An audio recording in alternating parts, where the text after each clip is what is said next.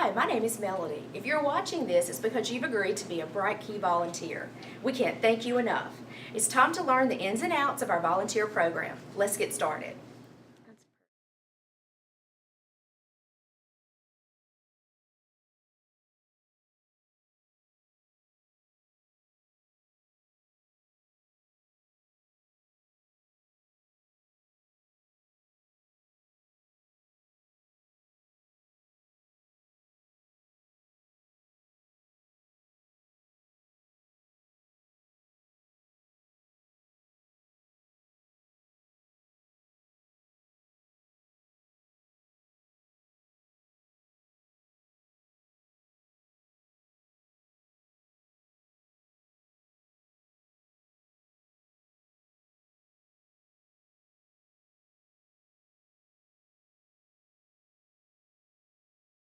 So our starting point will literally be these alphabet cards. And we've got several sets that are going to be here. But what you might want to do is just take these alphabet cards and really we try to do, if you think the magic number is threes, try to do everything in threes. So if you see that you're going to go through the alphabet cards, one suggestion, don't do them in order because they know the song. And so they're like, B's next, I got that. So you want to switch it up. But here's what I do. When I work with struggling readers, we don't want to, research tells us if we just flash and tell them to just name the letter and they don't ever associate it with a sound right away, that it really doesn't stick.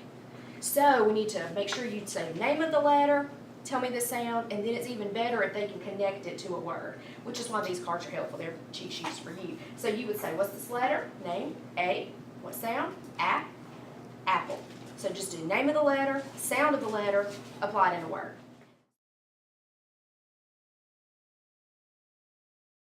But if you can add texture, so we'll probably be adding some things where they can form the letters in rice or sand, or even they'll put hair gel in a Ziploc bag, and it's just squishy, just a texture, and let them write it.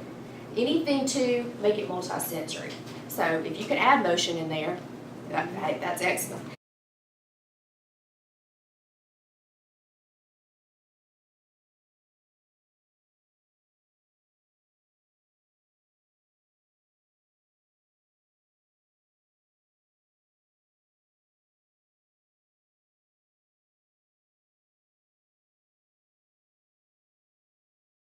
So the next thing on your list, there might be a child that they're having difficulty recognizing all of the sounds in any given word. So those sounds are called phonemes. And one of the things that we use to help children hear all of the sounds in a word, they're called Elkonin boxes. And they're right here. She's got them so organized.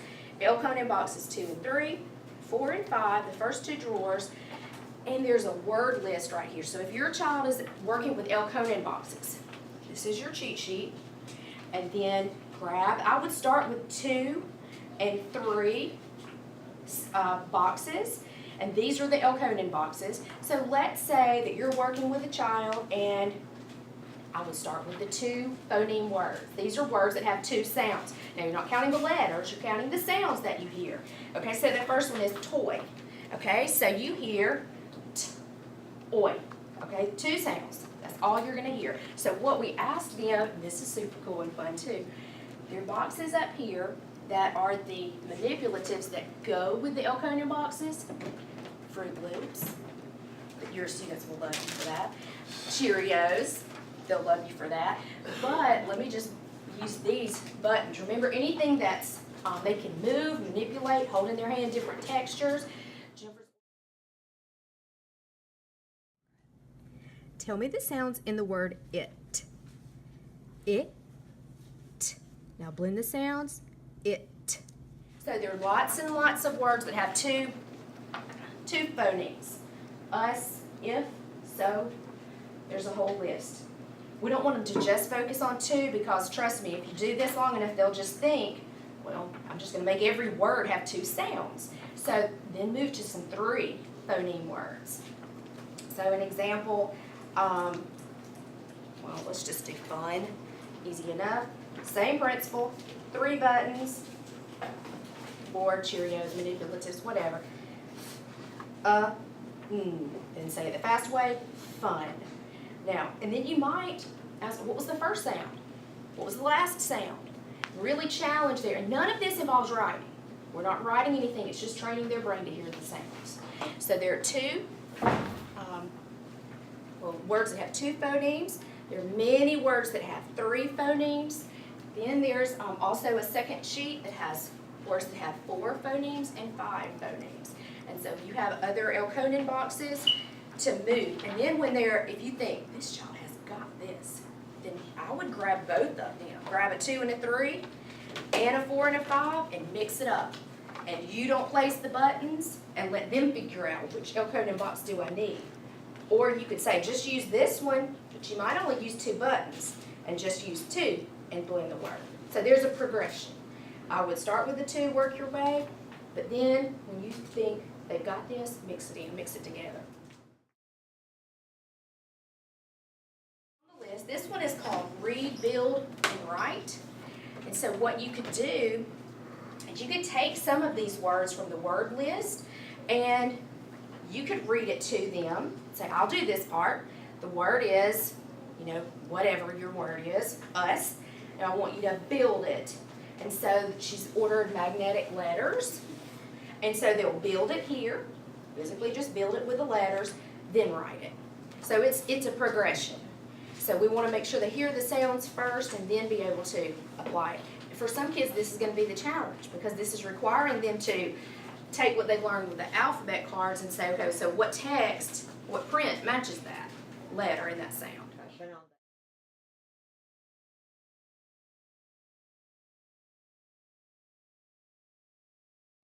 The sight words, these are words that they will see in text from now on. So what we want to do and what your goal will be for that child, you'll start, go in numerical order. If your starting point is first grade, first set, then here's your cards. And we want them to be able to, a lot of these words they can decode and sound out, but we want them to be able to recognize them within seconds. So that whenever they see it in text, they're not struggling over the word, like this is his, it's always going to be his, and recognize it, you're going to see it forever. So recognize them quickly is the point.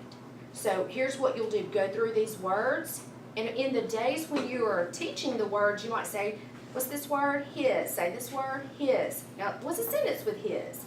Talk about it, use it in context. But when you're ready, let's say you do that, work on these a whole session, and you're like, well, I think they know these words.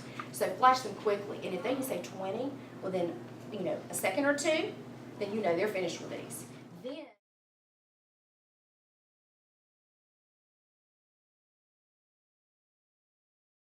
just take notes. Student, tutor, date, the set, the number correct. Let's say that they didn't do well. And your session ends and they only had 5 right. You're going to need to make a note. So what are the missed words? Because the next time you come in, start with those words. Let that be your starting point, same set. So don't go to the next set until they have mastered at least 20 in this set. And of course you could always, maybe 5 or so that they don't know, still make a note of it. And even if you go to the next set, you can always go back to those words. It'll be on your sheet so you'll have it. But this is your running log. Now this is helpful because what the teachers will do for the students that are coming in, they're going to come and have access to those notebooks. And so when they have data meetings and one of their students is a child that will be discussed at the data meeting, they'll come and get their notebook and they might take a picture. Look, this is what, the volunteer that has been tutoring them, this is what they've seen, and so this is another data point for them. So this is very helpful.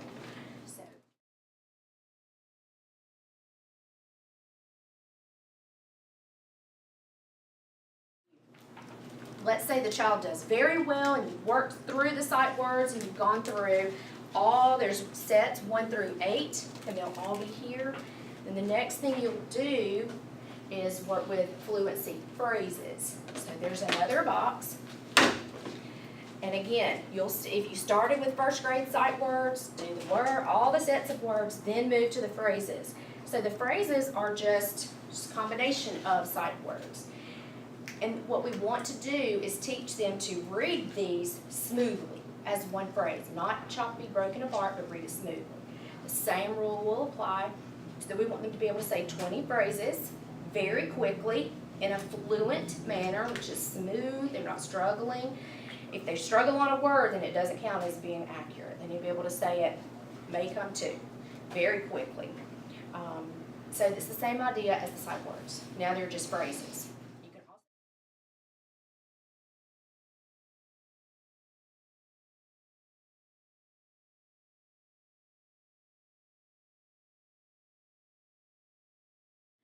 So the next thing would be, we want to go to text. All right, so there'll be a notebook. And within the notebook, this is a story, all right?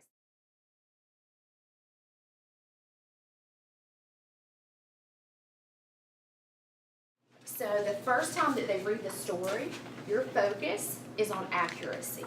So when they're reading the text, here's our tracking sheet, our log.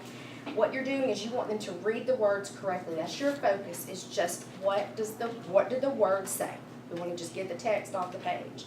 So make notes of any error patterns. You might see that they consistently leave off word endings, or they mispronounce a certain letter, or maybe they get confused with SH, CH. Make notes of that.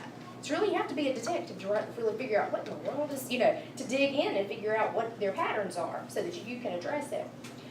The first read, just for accuracy. The second read, you're going to focus on punctuation.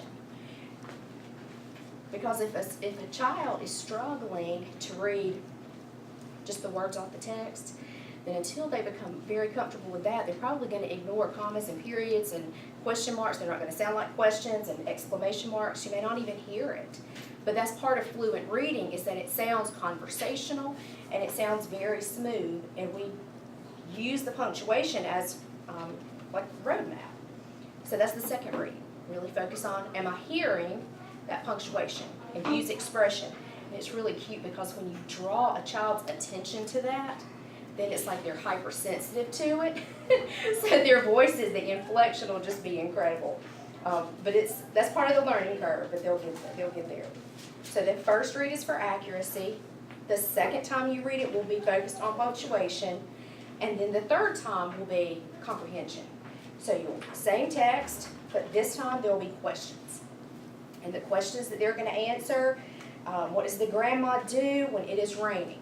Now here's the expectation, and let's hold this firm from the very beginning. On these questions, and there are lots and lots of copies, so a student, if you're working with a student, they'll just grab a copy of the questions out of the sleeve.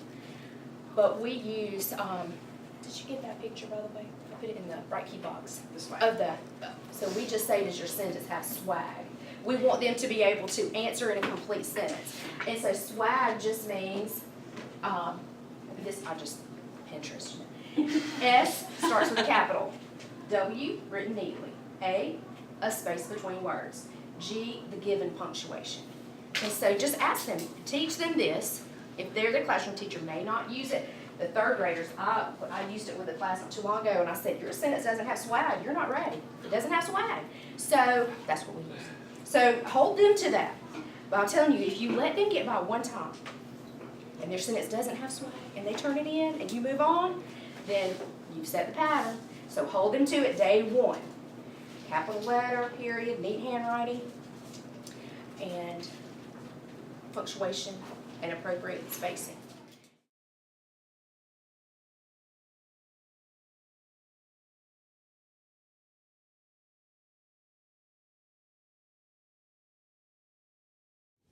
Now you might see on the list after alphabet cards and Elkono boxes and read, build, write, sight words and fluency passages. Then you might see on that card it says ReadWorks.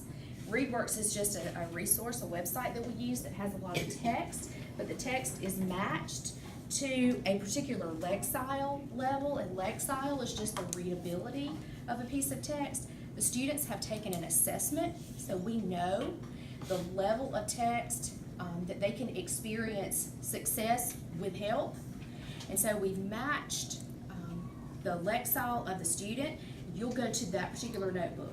So let's say that your child has a Lexile level of 350.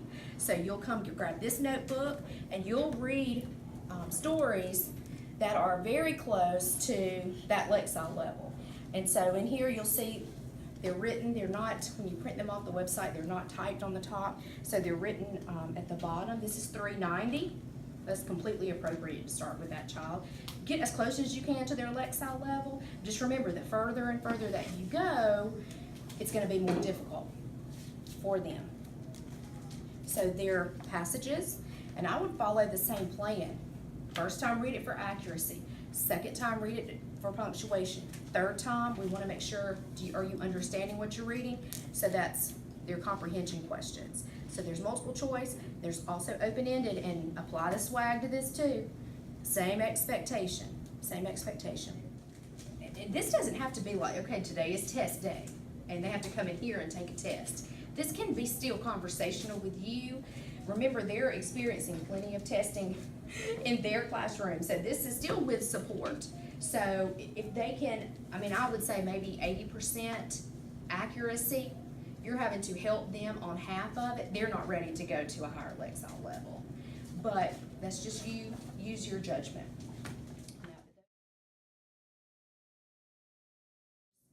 Be mindful of child, and keep in mind too, what you're asking them to do, because it is an identified need, a difficulty that we know they have. What you're asking them to do is what their teacher's asking them to do. It's the most frustrating thing to them. So sometimes you have to win them over. So sometimes that is just take a little brain break. So let's just talk about this. Let's just relax if they get stressed out.